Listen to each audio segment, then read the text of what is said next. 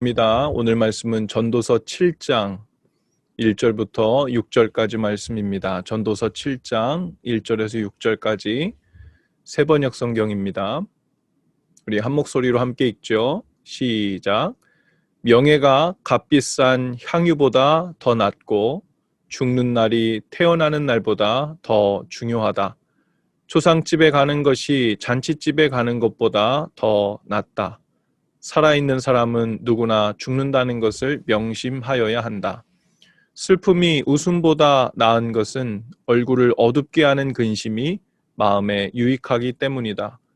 지혜로운 사람의 마음은 초상집에 가 있고 어리석은 사람의 마음은 잔치집에 가 있다. 지혜로운 사람의 책망을 듣는 것이 어리석은 사람의 노래를 듣는 것보다 더 낫다. 어리석은 사람의 웃음소리는 가마솥 밑에서 가시나무 타는 소리와 같다. 이 또한 헛되다. 아멘. 인생을 오래 살아본 어른분들께서 하시는 말씀 중에 이런 말이 있죠. 잔치집에는 못 가도 장례식에는 꼭 가야 한다고요. 거기엔 여러 의미가 있을 거예요. 아마도 잔치집에 가서 그곳에 가서는 축하해 줄 사람들이 많이 있기 때문에 부득이한 형편이 있다면 익스큐즈 할 수 있지만 장례식에서 위로가 필요한 사람에게는 꼭 가서 위로하고 함께 있어줘야 한다는 아마 그런 의미가 담겼을 것입니다. 그리고 거기에 또 한 가지 이유를 더해 본다면 아마 축하하는 여러 자리도 인생 중에 참 의미 있는 시간이지만 장례식은 인생 전체를 돌아보는 시간이 되고 또 그 한 사람의 인생 전체가 드러나고 함께 생각하고 또 거기서 배우는 시간도 되는 것 같아요. 돌아가신 분뿐 아니라 그 죽음의 사건을 만난 가족이나 친구들 그리고 그 장례식을 집례하는 성직자까지도 하나님 앞에서 우리의 인생이 무엇인지 또 삶이 무엇인지 또 본래 무엇이었는지 본래 이 땅에 보내졌다가 우리가 무엇을 위해 사는 것인지 또 하늘 본향으로 돌아가는 것이 어떤 것인지 어떤 모습인지 피부로 느끼고 눈으로 보고 직면하는 시간이 되기 때문이죠. 그런 의미에서 오늘 말씀에서도 1절에 죽는 날이 태어나는 날보다 더 중요하다라고 합니다. 또 초상집에 가는 것이 잔치집에 가는 것보다 더 낫다고 말합니다. 그것을 통해 우리가 마치 안 죽을 인생인 것처럼 살다가 아니 다른 사람들은 다 죽어도 나에게 있어서 죽음이란 아주 먼 이야기인 것처럼 살다가 그 죽음이 먼 이야기가 아니고 아주 가까운 사람의 모습을 보면서 이것이 가까운 이야기라는 것을 우리에게 리마인드 해주기도 하고 깨닫게 해주기도 하고 우리가 어떤 상태에서 살고 있는지 우리가 피부로 느끼는 시간이 되기도 하죠. 3절에서는 심지어 슬픔이 웃음보다 낫다 이렇게 이야기합니다. 얼굴을 어둡게 하는 근심이 마음에 더 유익하기 때문이라고 말합니다. 언뜻 생각하면 이상해요. 그렇죠? 성경에는 항상 기뻐하라 이렇게 얘기했잖아요. 그런데 오늘은 슬픔이 웃음보다 낫다는 거예요. 여기서 말하는 이 웃음은요. 우리가 보통 이야기하는 기뻐서 웃는 웃음이 아니고 진실을 회피하기 위해 웃는 헛웃음을 말합니다. 하나님 앞에서 부끄럽게 살며 죄 가운데 살고 있으면서도 하나님 앞에서의 그 현실을 부정하고 피하기 위해서 마냥 잊고 살기 위해서 웃고 취하고 외면하려고 찾아다니는 그런 종류의 웃음을 말하죠. 진짜 기뻐서 웃는 것이 아니라 쓴 웃음이라고 할까요? 고통과 두려움을 피하기 위해 억지로 웃음이라는 것으로 가면을 쓰고 사는 것을 말하죠. 사람이 독한 술을 좋아하는 이유가 뭘까요? 물론 어떤 사람들은 입에 맞아서 먹는 사람, 자신의 피가 부르는 사람, 또 어떤 분들은 약으로 드시는 분들도 있겠죠. 그러나 이 알코올 도수가 높은 독주를 먹는 사람은 첫 번째 목적이 대부분 취하고 싶어서일 겁니다. 그죠? 왜 취하고 싶을까요? 뭐 기분이 좋아진다 뭐 이런 말도 있지만 생각하고 싶지 않고 피하고 외면하고 싶은 일이나 그런 생각들 때문일 경우가 많을 것입니다. 그래서 보통은 술을 마시는 동안에는 웃음꽃이 먼저 활짝 핍니다. 얼마나 즐거워 보이는지 몰라요. 잔치집 같아요. 행복해 보입니다. 그러나 술을 마시고 취한 후에는 잊고 싶어서 술을 마셨는데 그 후에는 안타깝게도 웃음으로 위장했던 모습이 벗겨져 버리고 본래의 속마음이 드러납니다. 그래서 마실 때는 웃다가 다 마시고 취하면 어떡하죠? 우는 사람들이 많아요. 그렇죠? 이제 무장해제가 된 거예요. 그리고 울고 싶었던 그 마음, 피하고 싶었던 두려웠던 마음들이 다 드러나죠. 또 화를 내기도 합니다. 속으로 참아왔던 울분에 소리를 지르기도 하고요. 화가 나니까 지나가는 행인 아무나 붙잡고 시비를 걸기도 하고 막 그러죠. 혹은 그냥 다 잊고 싶어 깊은 잠에 빠지기도 합니다. 실은 그 마음속이 잔치집이 아니라 초상집이었던 거죠. 오늘 말씀에서 잔치집보다 초상집에 가는 것이 낫다. 슬픔이 웃음보다 낫다는 말은 문자 그대로 초상집에 문상만 다니라는 말도 아니고 늘 슬픈 기색을 띠고 다니는 것이 하나님의 뜻이란 말도 아닙니다. 거짓 웃음과 연일 이어지는 파티처럼 현실을 도피하게 만드는 그 세상 문화 속에 빠져 살지 말고 하나님 앞에서 우리 죄인된 모습, 우리의 현실을 대면하고 하나님 앞에서 거룩한 근심을 하며 생명의 길을 힘써 찾는 삶을 사는 것이 지혜로운 길이란 말이죠. 사람들을 잘 살펴보면요. 어떤 사람들은 필요 이상으로 밝고 매일 신나 있는 것 같고 업돼 있는 듯한 그런 사람들이 있어요. 뭐 마냥 인생이 신나고 즐겁고 익사이링한 것처럼 하루 종일 쉬지 않고 재미와 감동과 뭐 너무 행복해서 견딜 수가 없는 모습을 소셜 미디어에도 연신 도배를 하는 사람들도 있어요. 그들 중에 적지 않은 분들은 사실 그 웃음으로 슬픔을 가리고 싶은 사람들일 겁니다. 제 이야기가 아니라 인간을 연구하는 심리학자들 이야기예요. 사람은 본능적으로 감추고 싶은 슬프고 고통스러운 그리고 어두운 과거가 있으면 그 정상적인 생활을 하기 위해서 아무 일도 없는 것처럼 하기 위해 자신이 품은 그 어두움의 깊이만큼 반대쪽으로 더 밝게, 더 아무 일 없는 듯 하기 위해 인공적으로 빛을 만들어 보이려고 더 밝게 보이려고 하는 본능이 있다는 거죠. 우리 아이들은 예외예요. 지금 우리 아이들은 지금 한참 그냥 마냥 밝고 기쁘고 종일 즐겁게 사는 것이 정상입니다. 계속 밝아도 돼요. 여러분, 많은 사람들이 하나님과 멀어지면요, 가장 먼저 자신을 감추고 싶어 합니다. 피하고 싶어 해요. 왜요? 하나님을 떠나 있는 또 자신이 원하는 길을 따라 살고 있는 그 모습을 보이고 싶지 않기 때문이죠. 우리가 잘 아는 요한복음 3장 16절 하나님이 세상을 이처럼 사랑하사 외아들을 주셨으니 이는 그를 믿는 자마다 멸망치 않고 영생을 얻게 하려는 것이다. 그랬는데요. 그 요한복음 3장 16절 17절을 지나서 19절부터 이하에 보면 이런 말씀이 나와요. 악한 일을 저지르는 사람은 누구나 빛을 미워하며 빛으로 나오지 않는다. 그것은 자기 행위가 드러날까 보아 두려워하기 때문이다. 그러나 진리를 행하는 사람은 빛으로 나온다. 그것은 자기의 행위가 하나님 안에서 이루어졌음을 드러내려는 것이다. 하나님과 멀어진 사람들은 자신이 어둠 속에 있다는 것을 본능적으로 감추고 싶어 합니다. 그 첫 번째 감추는 본능이 바로 말씀드렸듯 행복한 척하는 겁니다. 아무 문제 없는 척하는 거예요. 생각 없이 종일 행복하게 살고 있다고 자기 최면 속에 사는 겁니다. 마치 탕자가 아버지 집을 떠나 세상 속에 들어가 방탕하며 길을 잃고 방황했을 때 아마 그의 얼굴 표정이 그랬을 겁니다.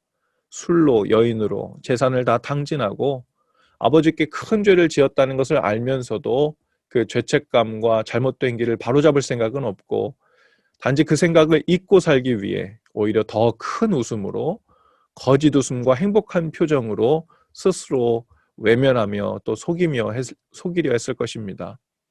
마치 매일같이 잔치집에서 에브리데이 파티를 즐기며 사는 성공한 자처럼 보이고 싶었을 겁니다. 그러나 이미 스스로 알았을 거예요. 자신의 길이 실패한 길이고 길을 잃은 방탕한 길이고 두렵고 불안한 인생을 잊어보려고 오히려 시끄러운 음악과 불안한 마음을 달래주는 친구들의 그 웃음소리로 주위를 가득 채우고 싶어 했었다는 걸. 아직도 세상은 우리의 삶을 매일 파티를 열고 매일 잔치집에 사는 것처럼 살면 행복할 수 있다고, 또 고통과 고난과 슬픔을 잊으며 살 수 있다고 거짓으로 우리를 가르치고 속입니다. 우리 젊은 사람들이 얼마나 많이 거기에 넘어가 있는지 모르죠.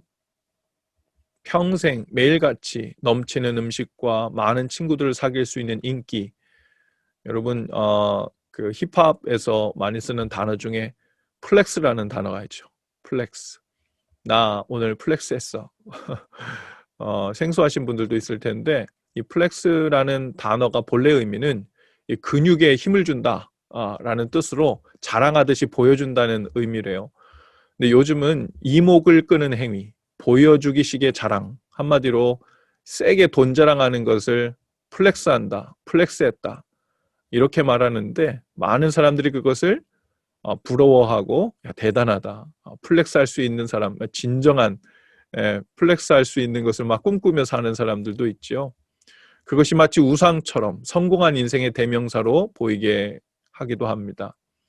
고가의 명품으로 온몸을 휘감고 살 수 있게 해서 그런 식으로 늘 웃음이 얼굴에서 떠나지 않게 하면 마치 이 땅에서 천국처럼 살 수 있다고 거짓말로 꼬드기는 이 세상 문화의 목소리가 너무 크게 들리는 현대입니다. 마치 그 거짓 웃음이 우리를 구원할 수 있다는 거짓말에 속고 있는 거죠. 오늘 말씀 6절에 보면 어리석은 사람의 웃음소리는 부뚜막에서 가시나무 타는 소리처럼 헛되다라고 했어요. 듣기는 좋은지 모르지만 그 웃음소리가 시간이 지나면 다 타서 그만 사그라지는 물처럼 허무한 것이 그 어리석은 자의 빈 웃음이라는 겁니다. 솔로몬이야말로 막강 플레스를 했던 사람이죠. 그렇죠? 솔로몬은 뭐 역대급입니다. 따라갈 수가 없어요. 지혜, 왕궁, 신하들, 재산, 보물, 아내와 첩. 감히 솔로몬 앞에서 누가 플렉스 좀 했다고 말할 수 있겠습니까? 그런 솔로몬이 말하는 거예요. 거짓 웃음으로 삶을 포장하고 우리가 처한 영혼의 상태를 외면하며 사는 어리석은 길로 행하지 말라는 겁니다. 잔치집만 찾아다니지 말라는 겁니다. 세상이 웃고 떠들고 마시고 놀면서 다 잊어버리고 살자.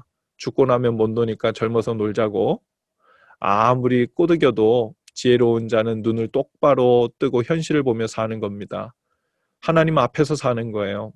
당장 내일이라도 하나님 앞에 불려갈 수 있는 존재임을 믿고, 그렇다고 두려움에 빠져 사는 것이 아니라요.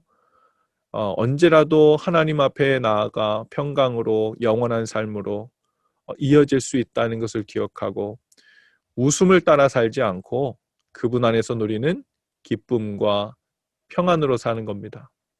부자가 먼저 되어보려고 애쓰기보다 먼저 구할 것은 하나님 안에서 만족과 감사로 부유한 삶을 누리며 살기를 구하는 것이죠.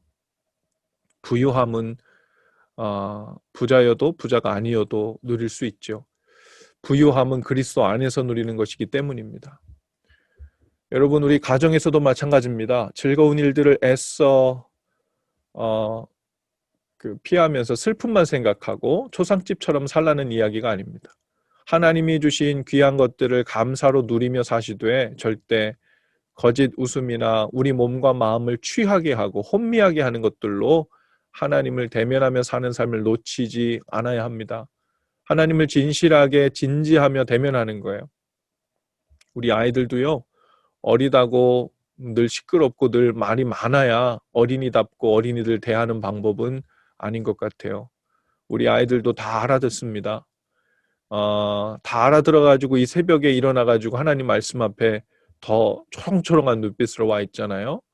하나님 앞에서 엄마 아빠도 약하고 흔들리는 사람들이고 기도가 필요하고 하나님이 붙잡아 주시지 않으면, 말씀을 생명처럼 붙들고 살지 않으면 어느 가정이고 언제 어떻게 잘못될지 모른다 하고 현실을 직면하며 살게 해주는 것이요, 아이들이 빨리 철드는 겁니다. 오히려. 그리고 지혜로운 길이고 그것이 사는 길이죠. 우리 아이들도 엄마 아빠 위해 기도하게 해주세요. 가정을 위해 기도하게 해주세요. 하나님 안에서 누리는 기쁨 안에 있는 그 진실한 웃음이 그 가정 가운데도 또 우리 각자의 삶에도 자리 잡을 수 있기를 바랍니다. 오늘도 우리 아이들 마이크 언뮤트하고 목사님 말을 한번 따라해 보겠습니다. 언뮤트 하시고. 자, 준비됐나요? 네. 큰 소리로 한번 따라해 보세요. 웃음보다 기쁨을 주세요. 기쁨을 주세요. 부자보다 부유한 삶을 살래요. 우리도 엄마 아빠 위해 기도할래요. 엄마 아빠는 기도하세요. 꼭 그렇게 하세요. 그렇게 하세요. 네. 이 시간 오늘도 우리 다 같이 두 손을 이렇게 모으고 기도하면 좋겠어요. 주님, 많은 빈 웃음보다 기쁨으로 채워지는 날 되게 하옵소서. 하나님을 떠나 회피하고 덮어두려 했었던 마음들을 뒤로 하고 빛 가운데로 나와 하나님 앞에서 사는 날 되게 하옵소서. 어리석은 웃음소리를 쫓아다니는 삶이 아니라 진리 안에서 기뻐하는 웃음이 넘치는 저희가, 그리고 올 한 해가, 그리고 우리의 삶과 가정이 될 수 있도록, 특별히 우리 사랑하는 아이들 되도록 우리 다 같이 5분 정도 기도하고 제가 기도하겠습니다. 함께 기도하죠.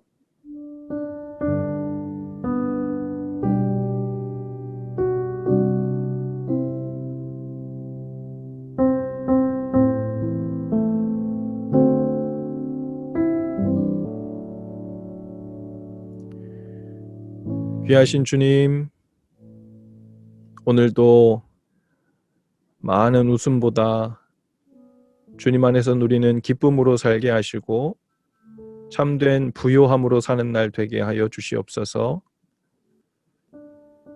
슬픔과 어려움을 잊을 만한 다른 일들을 찾아다니는 일보다 하나님 앞에 있는 우리의 모습을 대면하고 주님 앞에 은혜를 구하며 주님 주시는 평강으로 채우는 오늘 될 수 있도록 성령님 은혜를 베풀어 주옵소서. 또 앞으로 계속해서 이어질 찾아가는 새벽 기도를 통해서도 날마다 말씀 앞에 나아가게 하시고 그 앞에서 진리의 빛으로 인도함 받아 주님 앞에서 사는 풍성하고 부요한 날들, 말씀으로 배부른 날들이 계속해서 이어지도록 역사하시고 함께하여 주옵소서. 지난 3주간 우리 새일에 찾아오는 새벽 예배를 통하여 아침마다 만나주시고 말씀으로 저희와 함께하시고 하루하루를 인도하셔서 주님께로 삶을 변화시켜 주시며 깨닫게 하신, 또 지금도 인도하고 계신 성령님의 놀라운 은혜 감사하며 예수님의 이름으로 기도하옵나이다. 아멘.